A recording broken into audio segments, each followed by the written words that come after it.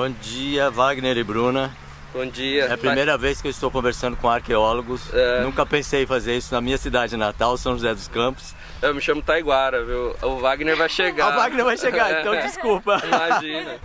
Ô Taiguara e Bruna, eu sempre imaginei a arqueologia como uma coisa da Europa, do Egito, né? Mas agora eu estou vendo na minha cidade. O que está acontecendo aqui, nesse local? Quem quer falar? Eu posso falar? Aqui é um sítio arqueológico indígena, né? E a gente assim o considera por ele concentrar um conjunto de evidências materiais relativas aos modos de vida desses grupos, né? Que viveram aqui há muitos anos atrás, né? Como evidência, né, desse processo de ocupação, a gente tem aqui uma série de fragmentos cerâmicos, né, que faziam parte de utensílios utilizados nesse processo tanto de subsistência nesse ambiente, né, como de interação cultural, né, com todas as condições do que era essa região há muitos anos atrás, né. Depois da gente ter a ideia de que aqui tinha sítio, no próprio barranco, né, do encontro desse terreno com o calçamento, né? A gente já conseguia observar. Porque tem um corte ali, né? Exatamente. Depois eu até recomendo, assim, dá pra dar uma filmada lá. Exatamente, porque ali tem material. Já indicavam que a área tinha material arqueológico. Então, o que a gente fez? A gente veio para essa área, aplicou essas sondagens maiores, né? E que permitem a gente ter uma compreensão mais detalhada, tanto de concentração de material e maneira de dispersão, quanto do processo de formação desse terreno, né? Ou seja, das dinâmicas, né? Tá certo. E aí, no caso, a gente aplicou nessa área, né, essas sondagens de forma equidistante, né, a cada 20 metros, dentro de alinhamentos seguindo eixos geográficos, né? Então, fizemos sentido norte, sentido sul, leste, oeste. Tem assim, toda uma metodologia. Exatamente. E com base nessas amostras que a gente retirou desse terreno, a gente pôde identificar essas áreas de maior concentração e relevância, né? Pra gente poder entender essa ocupação que aconteceu aqui. Certo. Quem que tá chegando aí? Aqui eu acredito... Opa, tudo bom? Bom dia. Claro. Pode? Quem que é? O proprietário, será? Não sei, não conheço, pra falar a verdade. Bom dia, bom dia. Bom dia, tudo bom? Vocês são moradores aqui da região? Eu moro em cima ali. Ah, legal. Estou entrevistando os arqueólogos aqui. Foi o primeiro que eu conheci, foi eu. Aqui em Campo São José foi o primeiro que eu cheguei aqui. É mesmo? Posso conversar com ele um pouquinho? Claro, fica à vontade. Com licença, então. Como é que é o seu nome? Manuel. Seu Manuel, o senhor está falando que o senhor foi um dos primeiros a chegar aqui? Acho que os primeiros, quando eu cheguei aqui, não tinha nada, isso aqui era tudo calipso, né? Era calipso aqui? Eu morava com uma morena ali, aí na Petrobras pega negócio de material para ferro velho, né? Aí isso aqui, essa estradinha aqui, era uma estradinha bem fininha assim, ó. Era de terra? Era de terra, escorregou, chovia, dá um trabalho para ir lá no serrote, né? Então aqui era um tipo um matão, né? Ô, seu Manuel. Aí tem umas casas aqui no Campo São José, mas pouca coisinha. Mas o senhor morava aqui? Eu morava aqui. O senhor construiu um barraco ou construiu uma casa? Eu pagava aluguel para uma mulher que, não sei se ainda tá aí mais ou assumiu. Daí depois eu fui aumentando, né? Aí eu fui caseiro em chácara. Sei. Aí depois, agora que eu comprei um terreninho ali em cima, ali em Santa Cecília 1. Mas na época aqui era bem antigão, né? Certo. Era um matão assim, tipo assim ali, ó. Pra gente ir por dentro, pra sair no horizonte aqui, rapaz, dava trabalho. Mas era um calipso abandonado, então? Era um tipo calipso e o fazendeiro daqui, já era difícil a gente conhecer o fazendeiro aqui. Porque eu, nesse tempo todo, eu nunca cheguei a conhecer o fazendeiro daqui. Agora que a gente tá conhecendo, que é o dono daqui. Tá certo. A Castor mesmo aí, eu trabalhei pra ela, aí ela começou a lotear esses terrenos, fazer casa, né? Aí começou a fazer aquela vilinha, tipo uma vilinha ali. Então, e qual que era o seu serviço aqui, seu Manuel, quando você chegou aqui? Aí eu trabalho na época eu trabalho de pedreiro. Pedreiro? De pedreiro, Então estava começando já a construir as casas? Começando e aí... Aqui mesmo? Eu começar a aterrar alicerce, fazer o aterro, né? Pegar de empreita. Aí quando não tinha esse serviço, nós ia lá na Petrobras lá pegar e jogar fora. Aí pegar aquele resto de material que ia jogar fora, né? Mas os guardas não deixavam não, os guardas metiam a bala lá dentro. Aí a gente corria. E vendia para um cara, para uma mulher ali, e a mulher levava lá no centro da cidade para vender. Sério? Na época aí, né? Isso aí faz muito tempo atrás. Ô, seu Manuel, o senhor sabe o que está acontecendo aqui hoje, não? Isso que eu ouvi falar que conheço ele, aquele moreninho ali, ó. Ele tava aqui domingo aqui, aí ele sentado ali olhando aqui, eu conversei com ele, né? O que ele falou? Aí ele falou assim que isso aí ele ficava tomando conta que isso aqui é o que do. Que era o nome aí, né? Aí eu falei assim, eu nunca cheguei. Eu falei a verdade pra você, eu fazia poço. Eu fui a 30 e poucos metros pousado do Vale, Santa Cecília. Eu achei mais negócio melhor que esse ainda. Comprido assim, ó. Tipo um bolo assim, ó. Um pacote. Mas eu jogava fora, sabe? Aí eu ia perguntar se não tava na sua casa, aí eu já ia lá correndo. E eu jogava fora. Ele é comprido assim, mas ele é tão. O formato dele era tão bonito, comprido, que vários que eu achava. E eu jogava fora, quebrava a caixada, ele lá dentro era oco, um buraco assim, ó. Lisinho. Mas só ele tinha um desenho, ele fazia, tinha um que era compridinho, tinha um que era entortava. Olha aí. Eu fui muito, força. Aqui Mas de barro, isso era de barro, você tá falando? De barro. De barro, desse tipo desse material. Mas tinha buraco nos dois lados, não? Assim, nas duas pontas? Não tinha buraco não, ele era sem buraco. Sem buraco, é fechado. ocado, mas fechado. É fechado, aí ele é lacrado, né? Aqui no Campo São José eu fiz muita força. E aí você achava direto isso? Se eu achava, mas eu jogava fora, quebrava, metia uma rede, botava no aterro, aterrava. Você não guardou nenhumzinho? Não, eu nem pensava pra fazer alguma coisa. Agora se o senhor for cavar poço, agora se eu vier agora, eu acho que eu guardo, né? Chama eles lá. Chama ele lá, porque, né? Ô, seu Manuel, o que o senhor tá achando dessa mudança que teve no bairro aqui? Foi bom pro senhor? Acho que foi bem melhor, porque a gente já fica com mais experiência. Se a gente vê esse negócio, a gente pega guarda, né? Fica melhor, né? Não, mas eu pergunto assim, porque o movimento, né? Foi bom pro seu trabalho? Ou o senhor fica incomodado? O senhor preferia mais a paz de antes? Não, incomodado, eu gosto, né? Gosta. É bom, né? É bom, é bem melhor, né? Tá bom. É bom porque assim vai aumentando, vai vendo, né? Mais e coisa pra gente, entendeu? E eu posso colocar isso aqui no YouTube, o seu depoimento falando? Não, pode ser. Pode ser? Pode ser, tá bom. Muito obrigado, Nada. Viu? Alô. Deixa eu ver direitinho mesmo, porque é igualzinho que. É tipo uma pedra, né? É tipo assim. É cerâmica. É tipo cerâmica, né? É queimado, né? Queimado. Isso, Isso. Nossa, isso aqui eu achei muito cerâmico assim, ó. Muito. No aterro, muito. Aqui na região? Aqui mesmo, aqui, ó. Esse bairro aqui, ó, Pousado do Vale, Serrode, aqui mesmo, eu achava muito, mas botava no meio do aterro. Entendeu? Então tem alguns lugares que tem mais ou é por tudo, o senhor acha? Não era por todo lugar, não. Alguns lugares a gente achava isso aí. Mas o mais que eu achava era o de. Era tipo um cano, né? Mas ele era de louça, assim, desse material aí. Onde que eu moro mesmo ali, se você ver lá tem tá até lá ainda, é pedra ferro, lá é ferro. Você quer conversar com ele para assuntar aqui agora já, para saber? Não, mas o que ele... O que ele tá reportando aí? Não, o que ele tá reportando reitera pra gente o que a gente, de certa maneira, vem descobrindo ao longo do tempo, né? Que são a densidade de vestígios arqueológicos que a gente tem aqui nessa região leste de São José. Tem, né? Bastante. Muita. Não lembro o que a gente estava conversando, se foi interrompida a conversa. A gente estava falando sobre como a gente encontrou o sítio, né? Como investiga. Como encontrou o sítio. Isso. Bom, sobre o material, Bruna, fica à vontade, explica pra gente aí. A gente vem encontrando esses fragmentos de cerâmica, né? Que são possivelmente, né, nesse caso, resto de alguns utensílios, né? De utensílios que esse pessoal usava para armazenamento, para cozimento de alimentos. E a gente também vem encontrando alguns fragmentos de artefatos líticos, né? Que são artefatos manufaturados a partir do lascamento de pedras, né? De rochas. No caso, a gente não encontrou nenhum instrumento aqui, mas a gente encontrou o resto dessa produção, né? Então a gente encontrou lascas, pequenas lascas, é o que a gente... Os objetos vocês não acharam, né? Não, de lítico não. Tá certo. De artefatos líticos ainda não. Ainda não, pode achar, né? Com ampliação, Depois a gente pode perguntar pro seu Manuel se ele achou alguma coisa de metal, mas parece que não, né? Pelo que ele falou, foi só cerâmica mesmo. Então, e esses que estão aqui, você pode falar sobre eles? Então, não tem nada de diferente. Mas pra vocês não tem, mas a gente precisa entender. Assim, não, nada de diferente no sentido de...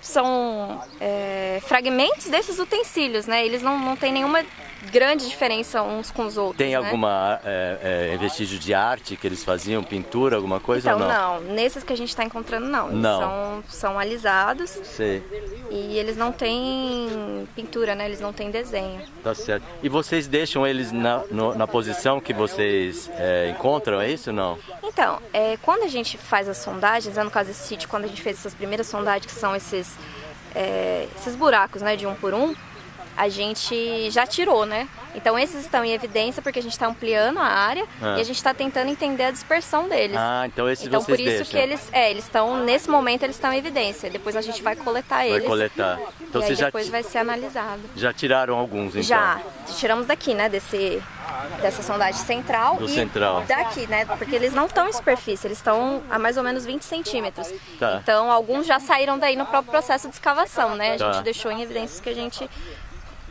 foi conseguindo deixar, né. Legal. Tchau. Tchau. É coisa tiver, nós estamos aí. Mostra o tira 106, o nome da minha casa lá. Tá bom. 106, perto do Clube do Bandespa. Ah, eu sei onde é. Tá bom? Tá bom. A gente Prazer, vai conversar hein? sim, viu? Ah, tá. Volta. Que legal, né? Esses informantes, É engraçado que espontâneos. eles chegaram em excelente hora. Excelente, já ficou registrado aqui, já deu depoimento, ficou bem legal, ficou bem ilustrativo. Então, uma curiosidade que eu tenho, Taiguara e Bruna, qual o destino dessas peças? Para onde que vai isso aí? Quem tem dono, sabe? É do Estado, é do IFAM? O que é? Pode falar. É da União, né, Vocês têm que dar tudo para eles. em tese, né, é da União, né, Sim, os artefatos que a gente encontra, mas cada um vai para um local, né, e geralmente no local onde eles foram encontrados, né, para alguma instituição de guarda local. Ah, local. Isso. Ou se não for possível dentro do município, né? O mais próximo possível. No né? mínimo dentro do estado. Tá. E aí depois que a gente... Porque você tinha me perguntado, né, o que a gente faz, né, se a gente deixa tudo exposto. A gente está evidenciando para tentar entender, como né, a gente estava conversando. E também, como está aberta a visitação, para o pessoal também poder conhecer, né, um pouco. Porque... Então aqui o público pode vir, São José dos Campos. Isso, Sim. exatamente, Tá. está aberto a visitação. E aí depois, né, quando a gente for avançando nas etapas, a gente recolhe esse material. Todo esse material ele é identificado com a localização dele, com o nível... Vocês numeram Exatamente. tudo. A gente guarda ele em saquinhos, né, de acordo com o local que eles foram encontrados, a profundidade. Aí ele vai para um laboratório, onde ele vai ser limpo, analisado, e aí depois ele vai para a instituição de guarda, né? Então, e vocês não têm um apego nas peças, assim, de querer saber? Ah, tem. Não é meio igual filho que muito. vocês... Olha, a gente é difícil definir a área de escavação, a área onde a gente vai aprofundar mesmo, porque se a gente Você furava tudo.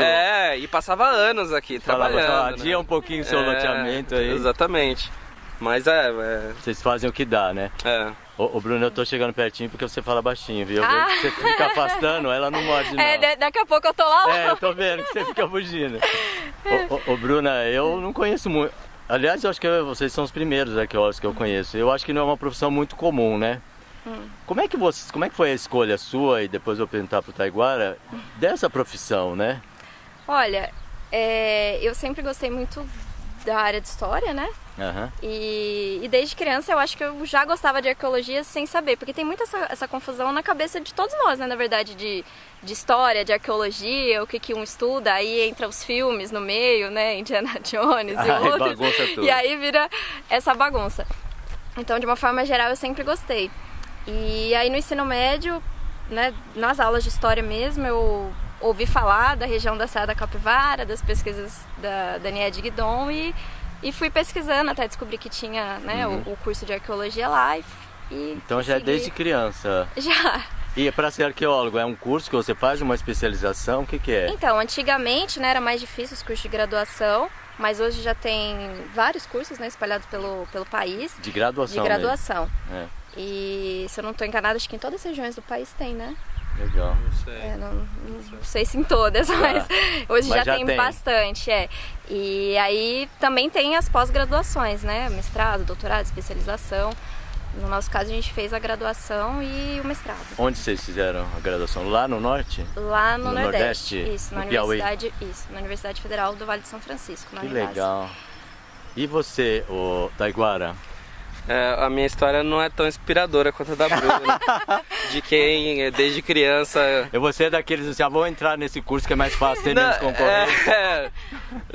Não foi isso, mas eu gostava de muita coisa, né? Eu sempre tive muita dúvida do que fazer em faculdade, etc.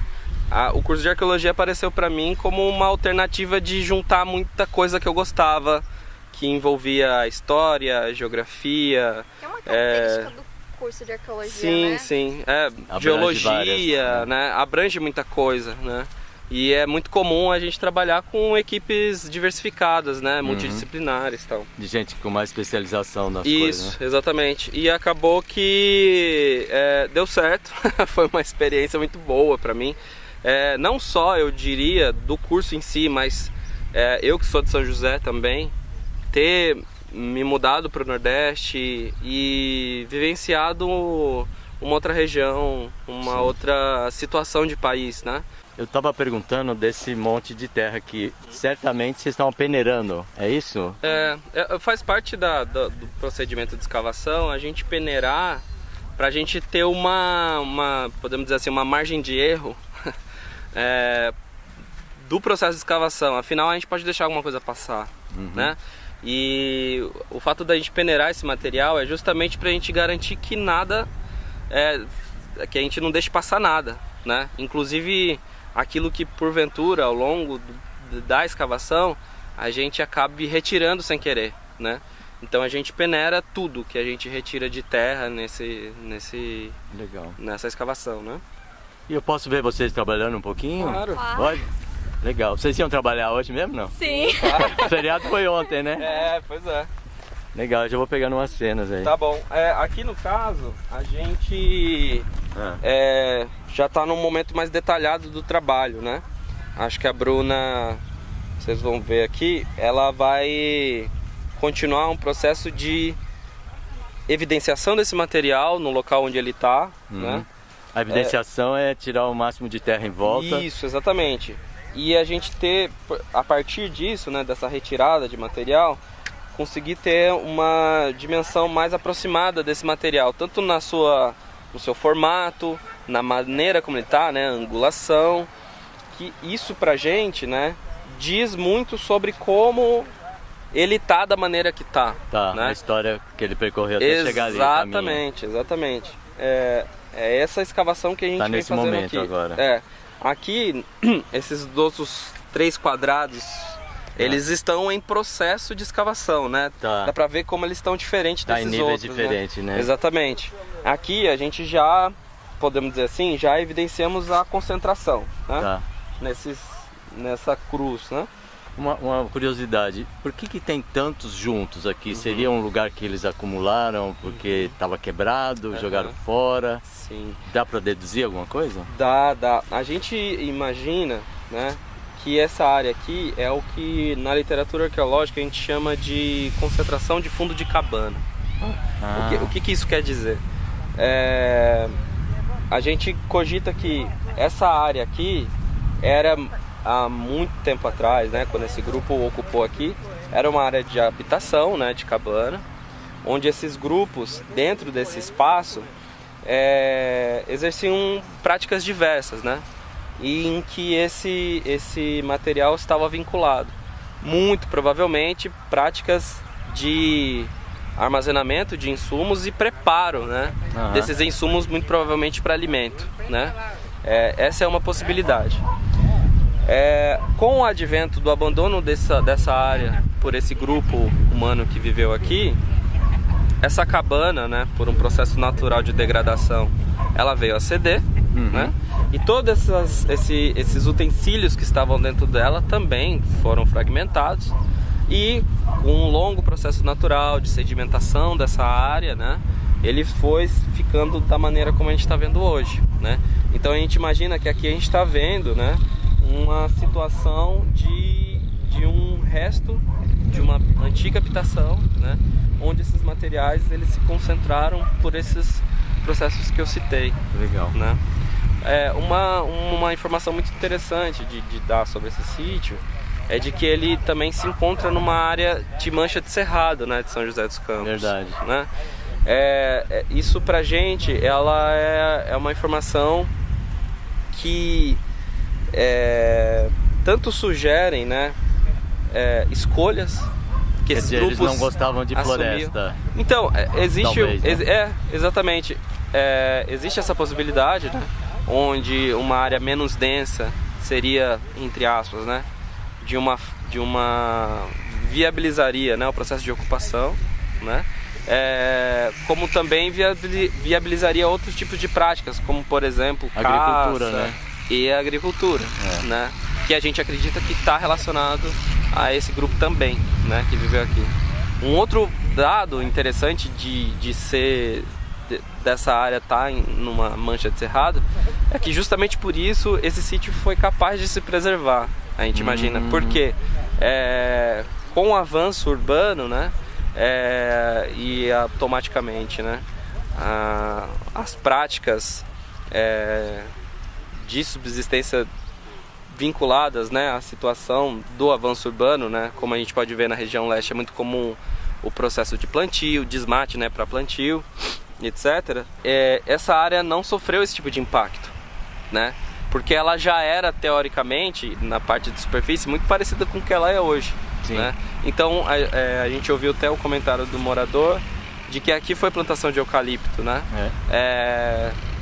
Talvez essa plantação ela tenha acontecido sem a necessidade de um desmate, né? De uma movimentação ou uma alteração muito aprofundada nessa área, o que permitiu que esse sítio ficasse, entre aspas, né, intacto. Menos mexido, menos né? alterado. Menos alterado. Né? Legal? Vamos lá. Filmar a turma se mexendo? Sim. Aqui, sim, cabe apresentar o restante da nossa equipe. Né? Eu ia, se você não apresentasse, eu ia falar com eles. Né? Vamos lá? Pessoas que foram, enfim, que são, né, fundamentais para esse trabalho nosso. Esse senhor Reinaldo. Prazer, senhor Reinaldo. Morador aqui da região? Legal. Seu Admildes. Admildes? Trabalhando aqui com a gente desde do comecinho. E o seu Antônio. Seu Antônio. Desde do primeiro buraco feito. Então, no caso aqui, a gente tá... o seu Admildes, ele aplica aqui na área um tipo de escavação que é um pouco mais acelerada, né? Retirando a terra com essa ferramenta aqui, né? Ele vai soltando a terra, né? Ele, por ter já experiência já com a gente há um bom tempo, ele vai retirando a terra com bastante delicadeza, né? Para que a gente consiga chegar nessa área de concentração mais rápido, né? E as áreas onde já está evidenciado, né, já está bem evidente a presença do material, a Bruna vem e faz essa evidenciação mais detalhada. O seu Reinaldo também faz essa evidenciação. Ele já pegou toda a manha e faz esse trabalho. E o seu Antônio vem fica auxiliando o seu Admildes na retirada dessa terra e nesse processo de peneiramento, né? Para garantir que a gente não perca nada, etc. Agora, como é que vocês fazem com todas essas vacas aí, para elas não pisarem nas coisas? Como que é difícil. Alguém dorme aqui, seu Admildes? Não. Não? Então vocês rezam para Deus para não pisar? Não, é sério, cara? Não, a gente toma o máximo de precaução possível, né? A gente tampa a área, primeiro a gente faz isso, tem... Aquilo? Aquele monte de coisa. É um processo de desmonte longo aqui pra gente, primeiro pra montar e desmontar todo dia. Por isso que você falou, deixa a gente arrumar primeiro, chegar... Exatamente. Então a gente coloca uma camada de madeira por cima de tudo, né, sem encostar nas cerâmicas. Nossa! Depois a gente coloca uma outra camada de tapume por cima dessas madeiras que formam um estrado, né? E depois, por último, a gente ainda coloca uma série de lonas. Uma lona para ser chuva vier. Exato. Mas escuta, não dá pra fazer uma cerquinha elétrica assim? Dá. Básica. Mas... É assim que tá sendo. É assim que a gente tá fazendo, mas talvez a gente tenha que usar esse tipo de recurso, porque as vacas, elas ultimamente não estão respeitando muito, não. Pois é, a vaca não tá nem aí pra isso, né? Legal. Bom, gente, vou filmar vocês trabalhando então.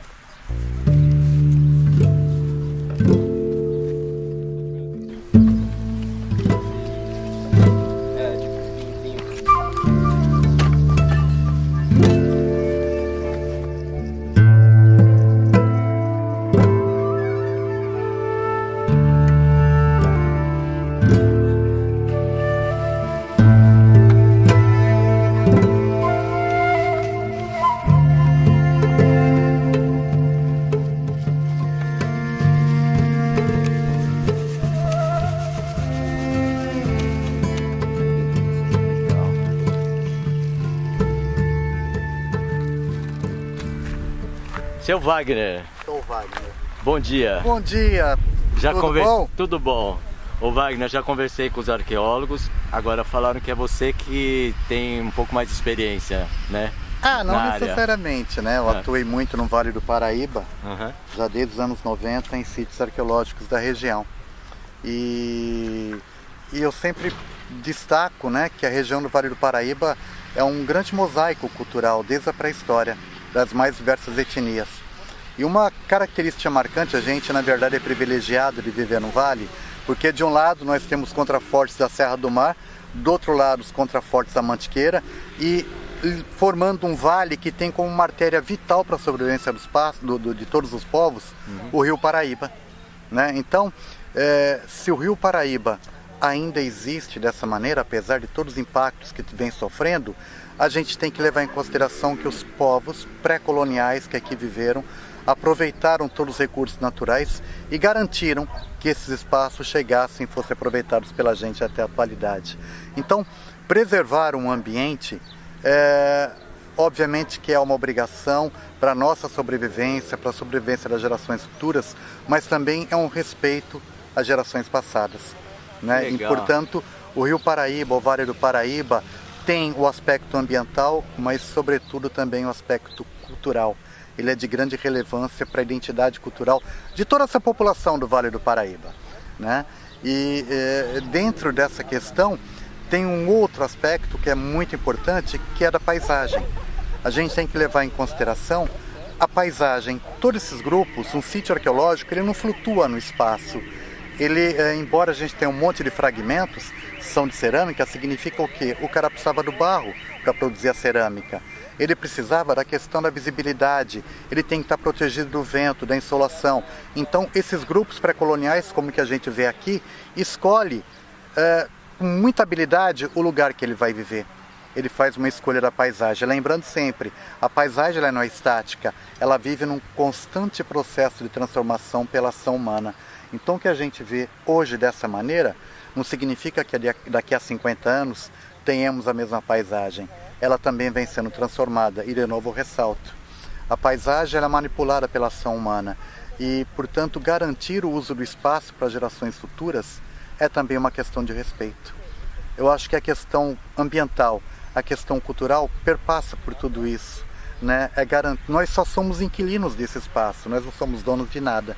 Inquilinos que têm uma passagem rápida, enquanto inquilinos nós temos que garantir que os que vêm na frente, no futuro, possam usar o mesmo lugar. E isso é testemunho do sítio arqueológico que está aqui. Eram dezenas, eram centenas, eram milhares de indígenas que viviam no Vale do Paraíba e que têm os seus testemunhos em vários pontos do vale. O vale tem muito ainda a nos revelar sobre essas ocupações pré-coloniais, né?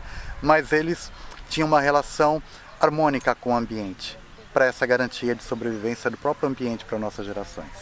Nossa, Wagner, eu cheguei aqui pensando que a gente ia ter uma conversa técnica, mas você já foi para o lado poético e filosófico. Achei muito legal. Não necessariamente poética. Se eu começar a falar na praxis da arqueologia, na materialidade do objeto, né? Mas isso cabe aos arqueólogos.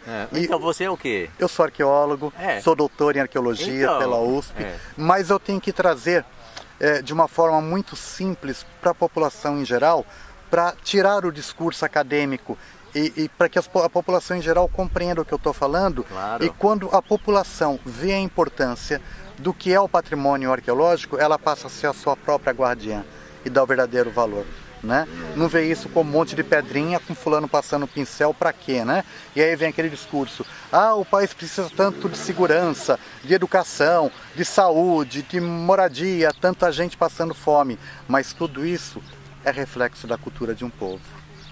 Sim. A partir do momento que eu tenho nós cultura... criamos isso, né? Nós criamos isso, né?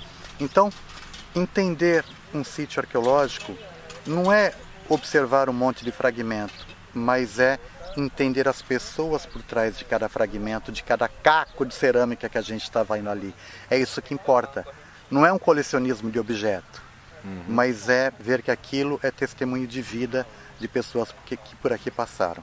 Ô Wagner, eu acho que a nossa conversa não vai terminar por aqui hoje não. Nós vamos falar desse sítio aqui, um pouquinho da sua vida, mas eu acho que tem continuidade aí, porque... Eu estou inteiro à disposição. Que legal, eu vejo que você fala com muita amorosidade sobre o seu trabalho, sobre o que você faz, né? Claro, a gente tem que ser apaixonado por aquilo que a gente faz, assim como você o é. Sim. E quando a gente o é, a gente não trabalha... reconhece o outro, exatamente, né? Legal. Ô Wagner, quando eu cheguei aqui, eu perguntei assim, como é que vocês chegam num local desse, né? Como é que vocês descobrem as coisas? Assim, vocês não saem aí dando picaretada aí nos lugares, né?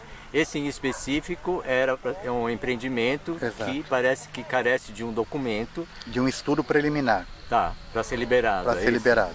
Uhum. E aí foram feitas sondagens no terreno e o terreno revelou vestígios arqueológicos. A partir daí a gente estuda. Mas quando não tem empreendimento...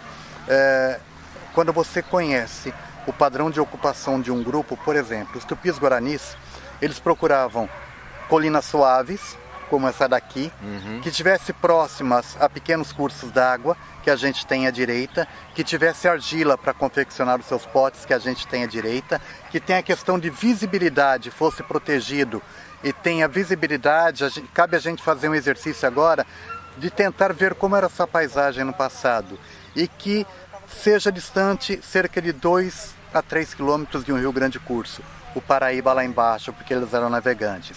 Então esse é o padrão de ocupação do Tupi-Guarani. Quando eu conheço essa regrinha, eu posso mapear ao longo de todo o vale paisagens ou espaços que tenham essas características. Então, eu não vou sair feito louco, fazendo furo em tudo quanto é lugar e procurando. Eu primeiro vou para o padrão de ocupação. E aí está a receita. Os Guaianás tinham outro padrão, os Aratus tinham outro padrão, os caçadores-coletores tinham outro padrão de ocupação. Por exemplo, caçador-coletor, faziam ferramentas de pedra lascada, ele não precisa do barro, ele precisa de fonte de matéria-prima, que tem o sílex, que tem o quartzo para fabricar suas ferramentas. E aí vai ficando fácil. A partir do momento que a gente estuda o ambiente e lê a paisagem, você começa a ter pistas, identificar. Quando eu falo ler a paisagem, veja bem, todo mundo tomou aquela vacina aqui no braço, eu acho que sabem, que fica aquela marquinha aqui, começa no braço, infantil, exato, começa no braço, vai envelhecendo, vai parar no umbigo, né? De tanto ela anda, mas... Ela anda? Tô brincando, eu tô tirando sal aqui, não. Será que não precisa atenção? Não, eu tô brincando, né? Que vai criando pelanca, ruga, né? Ela vai subindo... vai caindo a pele. Vai caindo a pele. Mas veja bem, a gente guarda essa cicatriz pro resto da vida, a paisagem também. Se eu olhar para aquela paisagem, eu, por exemplo, vou ver caminhos, cicatrizes de antigas trilhas de cavalo, onde passava o cavalo anteriormente, passava o animal da caça, aí o cavalo vai seguir a caça, vai fazendo a picada, a vaca vai seguir aquele trilho, vai alargando, atrás do trilho da vaca vai passar o carro de boi, atrás do carro de boi vai passar a carroça e na modernidade aquilo vai virar uma estrada, por exemplo, rodovia dos Tamoios. Então essas cicatrizes ficam na paisagem, sempre. O exercício de ler a paisagem é que torna a coisa valiosa e interessante. Você começa a identificar as suas pistas, a vegetação que lá existe, por exemplo. Esses grupos ocupavam aqui por conta do cerrado. O cerrado tem um grande valor ambiental, mas ele também cultural, porque era no cerrado que esses grupos ceramistas, horticultores iam. Por quê? É mais espaçado, é mais fácil para praticar agricultura e é mais fácil de perceber a caça percorrendo. Aqui eu tenho alguns remanescentes de cerrado, por exemplo, aquela árvore, essa aqui, são testemunhos de que existia um cerrado. Na beira da estrada nós vamos ter uma grande mancha de cerrado. Preservar o cerrado significa, além de cuidar da questão ambiental, cuidar também da questão cultural. E a somatória disso, o ambiente com cultura, dá o quê? Humanidade, ocupação humana, né? Então, esses vetores ou esses elementos fazem parte de uma grande coisa chamada ecossistema. Tudo ligado, e nos coloca como meio da natureza, não como dominadores da natureza. Nós estamos imersos. E, portanto, a garantia dessas espécimes, tanto ambiental quanto cultural, é o que garante a nossa sobrevivência. Mas o que vai me prejudicar destruir um sítio arqueológico? Eu não vou entrar na minha questão legal, mas, sobretudo, na cultural. Um sítio arqueológico, ele é a tua identidade cultural. Tal como uma árvore sem raiz, ela cai, tomba, seca, definha e morre. Um homem sem cultura, sem raiz, ele tomba, ele não tem identidade, ele flutua num vazio. É uma cidade, é como se ele vivesse numa cidade amorfa, sem alma. Então, são esses valores que fortalecem a nossa alma e a nossa identidade. Você quer falar alguma coisa? Não. Você está só escutando aqui? Tô dando um suporte aqui pro Wagner. Falar de arqueologia, a técnica arqueológica, claro que é extremamente importante, mas eu tenho certeza que o Taiguara deu conta de forma brilhante. Então eu tenho que falar de todo o contexto da paisagem, legal, dessa relação com o meio, sem dúvida. Ô Wagner, você já escreveu alguma coisa sobre isso? Não, porque eu sou um tremendo preguiçoso na escrita. Alguém poderia gravar e escrever o que você está falando, que é muito bonito. Obrigado. Eu tenho nas minhas teses, né? Sim. Tanto de mestrado e doutorado. Não quero aqui ficar posando de bacana, porque isso não significa nada.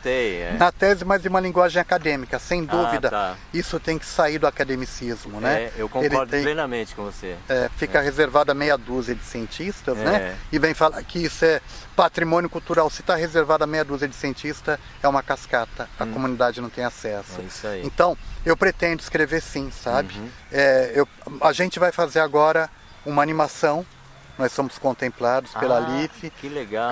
Já temos os parceiros e vários querendo entrar. Uma animação mesmo, né? Narrando todos os cenários de evolução de São José dos Campos, desde 9.500 anos. Ótimo. Abordando a paisagem. Maravilha, então, conte comigo para divulgação quando você precisar. Contaremos, porque eu sei que você aí é o bambambam da região. Tem bastante gente que assiste. Você é do Souza? Eu não sou do Souza, eu sou de São José dos Campos, sou nativo daqui. Tá, mas você vive lá ou irmão? Não, eu vivo em São Francisco Xavier. Em São Francisco. São Francisco Xavier, mas eu já morei na região do Souza. Lá. Porque eu vivi muito no Souza. E o Taiguara também. O Taiguara também. O Taiguara era do Pandavas. Ele não me falou nada, eu dei aula no Pandava. Pois devia ser teu aluno. Não, ele é muito novo. Eu sou genro do Zé Ricardo. Eu acabei perdendo o fio da minha meada. A minha também, nem eu falei tanta coisa. Você nem sabe mais para onde que nós estamos indo. Né? Eu parei, na verdade, na questão da animação que nós estamos fazendo e abordei a questão do cerrado ali atrás. Aqui nós temos um testemunho de cerrado ali. Eu vou filmar depois, isso aí acho que é leiteira, né? Parece. Eu não sei. Passando na estrada, você vai ver uma grande mancha de cerrado, aquilo é importantíssimo. Esses cerrados devem revelar vários assentamentos humanos, ele é extremamente importante. Ô Wagner, agora eu lembrei o que eu ia te perguntar. É o seguinte, você falando com essa paixão, né, da coisa, como é que começou seu interesse pela arqueologia? Como é que você foi parar aí onde você está hoje? Rapaz, eu não sei por que cargas d'água. Eu sempre gostei muito de literatura, sempre gostei muito de ler e gostava muito das histórias do Carl Barks da Disney. O Carl Barks da Disney lia muito as revistas do Tio Patinhas. Eu não estou fazendo apologia às revistas do Disney, Maurício de Souza. Mas o Carl Barks, ele fazia suas histórias com enredos baseados na National Geographic. E ele criava muitas histórias de aventura e tal. Por outro lado, eu vivia na casa, eu chamo até segunda mãe, Lúcia, de uma vizinha que colecionava a National Geographic, as antigas, e eu ficava lendo isso. Isso foi me influenciando muito pelas culturas do mundo todo. Eu lembro que numa ocasião, na 6ª série, a professora perguntar para um, para outro, o que você vai querer ser? Você é médico, você é engenheiro. E aí eu, de uma forma que eu não sei o que, eu quero ser arqueólogo. Né? Isso foi um motivo de risada, né? Eu lembro até, não vou falar o nome da pessoa, que eu gravei até o endereço onde ela morava. E eu fiquei muito puto. Você, o filho de ajudante de caminhoneiro, vai ser arqueólogo, vai viver do quê? Vai morrer de fome. Mas, lógico que na hora isso foi um choque, mas isso entrou na minha mente e a partir daí o meu sonho era ser arqueólogo. Eu nunca tive recurso, vim de uma família muito simples. Trabalho desde 10 anos de idade, em feira, fazia carreta em feira, vendia pipa, fui office boy, aliás, José Safra, e fui fazendo e fui juntando recursos para que eu pudesse fazer arqueologia. Então você estava decidido? Decidido, isso veio aos 12 anos de idade, fiz história, cheguei a começar artes plásticas, que eu sou apaixonado na Belas Artes. Com 4 meses eu não tinha nem que continuar porque o preço era abusivo, eu levava 2 marmitas, uma para manhã, outra para noite, né? Mas não conseguia pagar. E era artes plásticas e arqueologia. Hoje a gente conseguiu juntar arte e arqueologia com patrimônio cultural nas nossas oficinas. Mas eu sempre fui apaixonado por ambas. E aí fui fazer história e dei sorte, fui na USP, na época eu queria fazer mestrado, vi uns nomes assim. Gostei desse aqui, Margarida Andreata, nem sabia o que era. Ela ficava no Museu Paulista, bati na porta. Essa senhora era uma referência, olhou para mim e falou, pois não, quero falar com a senhora. Mandou entrar, o que você quer? eu quero fazer mestrado com a senhora. Eu acho que ela achou que eu era tão cara de pau. Que ela falou sim, pela cara de pau, pela coragem. Vai me acompanhar nos trabalhos e para eu te avaliar. Eu comecei a acompanhar, a paixão foi aumentando, né? E veio daí. Passam-se os anos, eu fiz o mestrado, fiz o doutorado, claro que é importante, mas isso não o título, mas a formação, né? Porque o título não vai pro túmulo com a gente, sabe? Nem gosto. E passa-se o tempo, e eu sou de família espanhola, meus avós e tios, tanto de parte de pai e de mãe, vieram da Espanha. É uma coisa interessante que eu vou te contar. Eu fui dar uma palestra, depois eu sempre tive muita facilidade, fui professor do Objetivo, do Poliedro, da Unip, da Módulo, dei muita aula e muita palestra. Eu gosto de falar, bom, não tem nem dizer, né? E eu tenho uma certa facilidade, sabe? Sim. Até principalmente quando eu falo do que eu gosto. E eu fui dar uma palestra uma ocasião, o pessoal da Rotary, do Rotary, me pediram, e não sei se te contei isso, Taiguara. No meio da palestra, o cara perguntou meu nome, falei, Wagner Gomes Bornal. Ele, Bornal? Eu falei, sim. Tem uma coisa que está comigo há muitos anos, mas eu acho que pertence mais a você. Me dá teu endereço que eu vou mandar isso pelo correio. E mandou pelo correio, depois de uns tempos, um livro de um sujeito chamado Inácio Bernal. Na verdade, meu sobrenome é Bernal, no Brasil que virou Bornal. E esse livro de Inácio Bernal é Introdução à Arqueologia da Espanha. Era um tio meu, em 1935, Uau. Inácio Bernal, que era arqueólogo, e pôs todas as técnicas de arqueologia. E talvez, se a gente tem uma memória genética, eu creio que exista, essa coisa veio dentro de mim. Claro. Era parente de meu avô foi um aventureiro, rodou a África, rodou a Europa, a América do Sul inteira, né? E esse primo dele, creio que seja primo, Inácio Bernal, né? Meu avô era Juan, né? Da outra parte, o Francisco Bernal, e enfim, e tinha esse parente que já era um arqueólogo em 1935 e escreveu esse livro. Esse livro veio parar nas minhas mãos. É um livro técnico muito bom, com os croquis de arqueologia, com o quadriculamento que a gente faz hoje, né? E naquela época. Então, vai saber... Estava no DNA já. Já estava no DNA, né? E aí eu vim me dedicando à arqueologia desde então, né? Com muita dificuldade. Eu comecei a fazer arqueologia num período que tinha 400 arqueólogos no Brasil. Se fosse 400 médicos, fazia uma falta tremenda, mas 400 arqueólogos não significa nada. Hoje tem alguns milhares, né? E felizmente eu tive uma boa formação, que foi com a doutora Margarida Andreata, a quem eu agradeço, já é falecida, né? E o pessoal do MAI. E eu comecei cedo com arqueologia de contrato, no momento que achava que arqueologia de contrato não fazia arqueologia. Aqui está a prova, que se não fosse arqueologia de contrato, esse sítio poderia ter virado um loteamento todinho sem que houvesse pesquisa. E a pesquisa pela arqueologia de contrato, não estou querendo ser um demagogo, mas ela está permitindo a gente começar a entender um passado da região do Vale do Paraíba, de São José dos Campos, que até então estava obscuro. Que legal. Né? Wagner... Falei demais, né? Não, de jeito nenhum. Tudo que você falou eu vou aproveitar, menos aquilo que você falou que não era para cortar. Então, eu estou fazendo uma analogia aqui, que você está falando, de que quando a gente começa a cavar, né? Você falou do social, da importância do social para a cultura e tal, para as futuras gerações. Mas e dentro de você? Quando você começa a cavar, para o seu ser, para o seu íntimo, né? Você também não desencadeia processos internos seus, como você encontrou desse seu tio e tal, na sua psicologia, né? Olha só, como eu te falei, a gente não chega a um sítio arqueológico, a gente chega a uma comunidade. Então, o primeiro passo que o Taiguara fez é trazer pessoas da comunidade para que desenvolvam esse trabalho. E eles acabam aprendendo, incorporando essa paixão também, começam a elaborar um trabalho com primor e eles difundem isso na região toda e eles vão ser os guardiões. Esse como ondas, assim. Como ondas, né? Isso vem numa onda de educação patrimonial.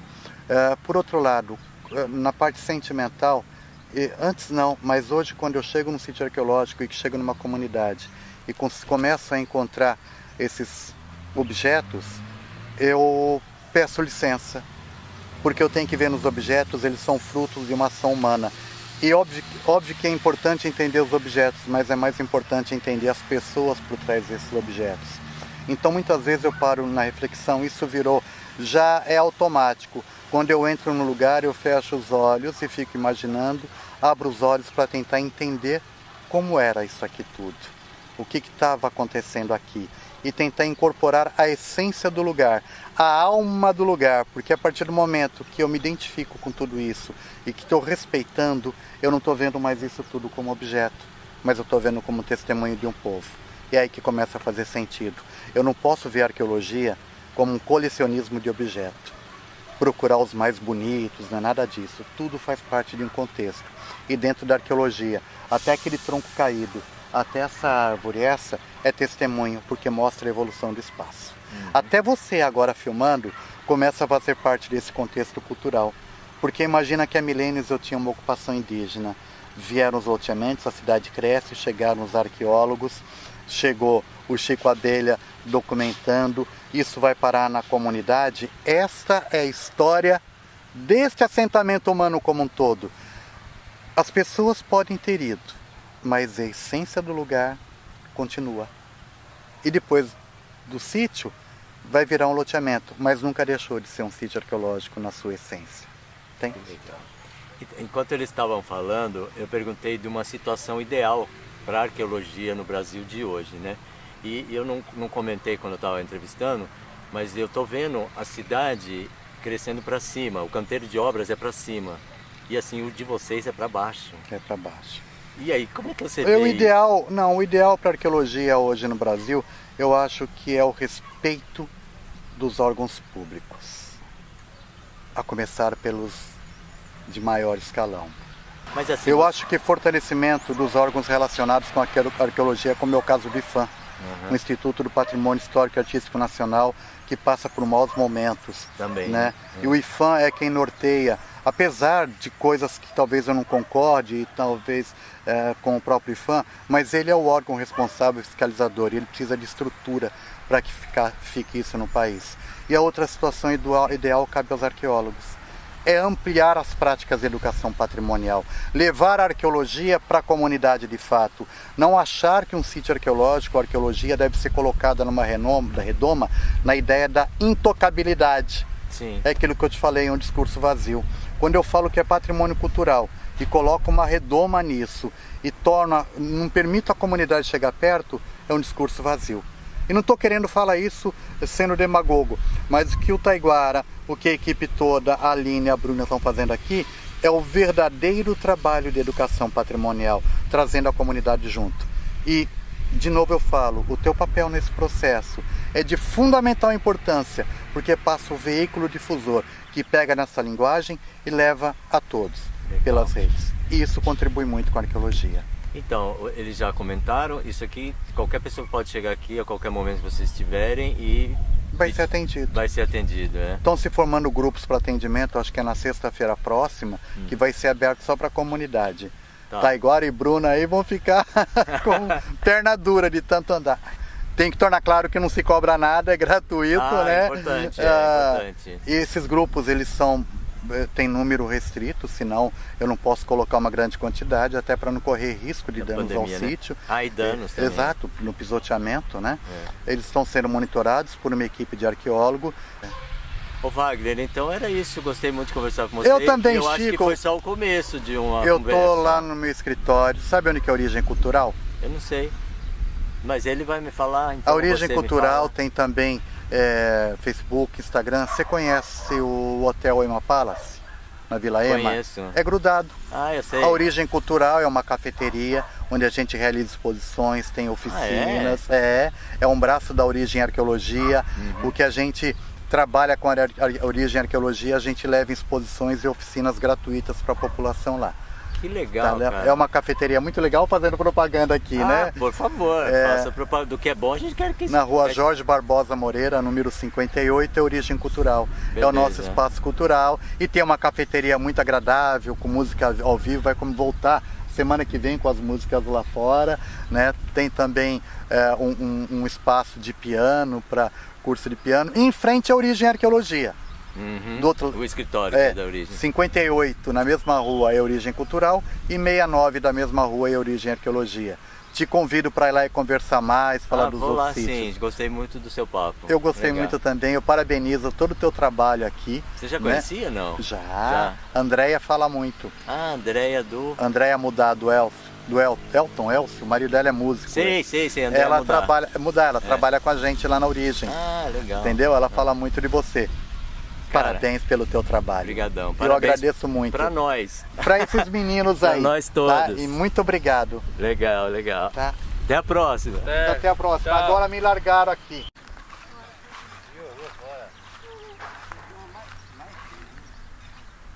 Gente, com esse sol vocês aqui, hein?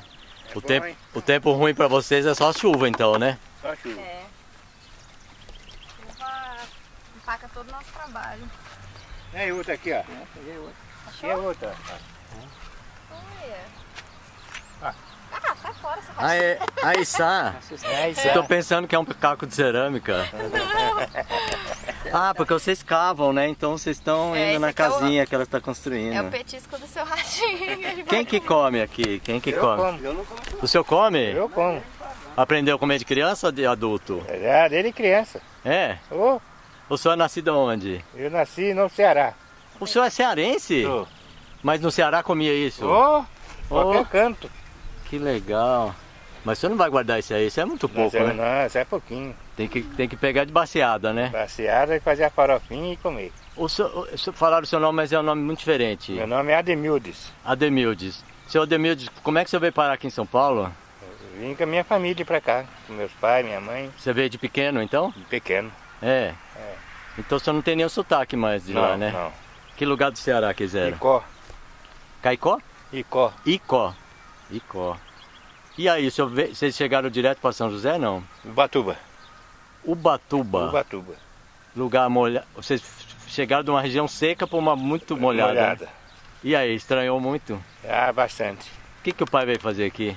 Ah, porque lá o lugar nosso era seco, né? Então ele veio pra fazer agricultura, tudo. Ah, vieram fazer agricultura, É. mas para trabalhar para os outros. Não, nós trabalhamos pra nós. É? Vocês conseguiram uma terra? Adquirir uma terra. Ah, conseguiu adquirir uma terra, Isso. que legal. Beleza. E daí de Ubatuba pra cá? Daí a minha família praticamente ficou lá. Porque meu pai e minha mãe já faleceram, né? Uhum. Aí eu casei, constituí uma família. Daí eu separei, daí eu fui rodar o mundo.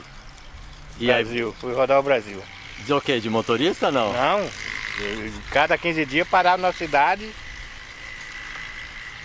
e foi andando, foi rodando, E fazia trabalhando. qual trabalho? O que tivesse? Se tivesse, eu encarava. E o que o senhor gosta mais de fazer de trabalho?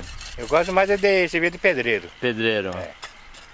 E o senhor está aposentado naturalmente? Não ainda. Não conseguiu? Não, é só o ano que vem. Mas o senhor já tem 60 e quanto? Eu tenho 64, eu tô só com 65 só, né?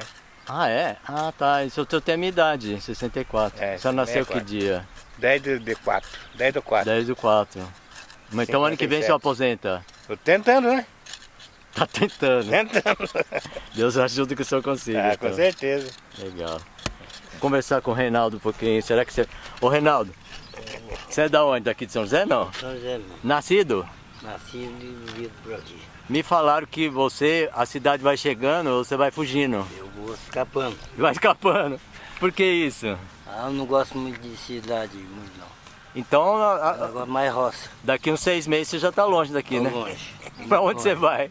Ah, eu vou fundando pro mundo. Fundar pro mundo. É, vou fundando pro mundo aí, porque vai tendo asfalto eu tô escapando. Vai ter nosso asfalto, vai escapando. Hora do asfalto. Você é dos meus, viu? Eu também faço assim. O negócio é mais lavoura. Lavoura. Você mora onde? Eu moro na Vila Tatetuba. Na Tatetuba? Mas lá já tá no meio da cidade, né? Lá tá no meio da cidade. Então, por que você tá esperando pra sair então? Não, eu já tô saindo. Ah, já tá saindo? Tô saindo. Tá bom. Eu procuro mais cidade mais pequena para mim viver. E você planta lá na Tatetuba alguma não, coisinha? Lá não tem nem como plantar mais. Não tem mais como plantar. Nem Não um pé de tem couve, uma nada, salsinha, nada? Não tem mais nada, lá acabou tudo. Então né? tem que Agora- fugir mesmo. Agora o negócio meu é mais roça. Legal. Ir pro mato e procurar lugar mais fresco. Tá certo, tá certo. É Muito isso aí. quente demais, viu? Tá certo, concordo com você. E você e muita gente tá descobrindo isso agora, né? Descobrindo essas coisas aqui. Legal. Vamos ver se o Antônio fala um pouquinho. E aí, seu Antônio? Mora onde? Eu moro aqui em São José mesmo. Mas que lugar? Aqui na chácara Pousada do Vale. E você é nascido aqui, não? Não, não. A minha terra natal é Iuna. Aqui... Iuna e Espírito Santo. Ah, no Espírito Santo. E como é que você veio parar como aqui? Não, é assim, a gente saiu, eu saí pequeno junto com meus pais, pro Paraná. Paraná. Aí moramos lá até o... Café não? Qual do café? Cafezal. Mexia lá no Paraná. Aí depois a gente veio para São Paulo, capital mesmo. Zona Sul, Santo Amaro. Aí dali eu vim para cá. Veio para cá. Já tem 9 anos que eu moro aqui em São José. E aqui em São José é bom? Sim, de moradia sim. Moradia é? Trabalho que é mais fraco, né? Aí eu saio daqui e trabalho em São Paulo. Aí, é mesmo? Você vai trabalhar em São Paulo? Já saí lá da empresa no mês de fevereiro agora desse ano. E aí arrumou aqui? Sim, aí arrumei com eles aqui, tá trabalhando certo. aqui. Trabalhava com outras pessoas, mas eu estava uns dias parado, aí eles encontrei com o Francisco e mais um da equipe dele. Aí convidou a gente para trabalhar junto. Então, você falou que é ruim de trabalho aqui. Assim, para a gente arrumar aqui é ruim, não é bom não. É só intermédio assim de uma pessoa que apresenta, tá se não certo. for... Mas, então, mas você não quer fazer igual o Reinaldo, fugir para longe? Não, eu gosto assim do... Você gosta de movimento, né? Do movimento. É o ritmo da minha família, né? Tá bom. Entendeu? Legal. É isso aí. Então a gente vem andando do Espírito Santo, foi para o Paraná, do Paraná veio para São Paulo. Os meus irmãos moram em São Paulo, o outro mora... meu irmão mora no Mato Grosso. E por que você não mora em São Paulo se o trabalho é melhor lá? É porque eu fiquei muito agitado lá na área que a gente estava, né? Em São Paulo, né? Tá vendo? Deu estresse, né? Aí eu vou descansar um pouco, mais pra cá, né? Então tá bom. Vim pra cá. Veio trabalhar aqui no meio das vacas. Eu comprei uma casa aí. Tá bom. Eu moro aqui do lado aí. Então tá bom. Gente, obrigado então. Bom trabalho pra vocês. Obrigado. Prazer em conhecer você. Igualmente.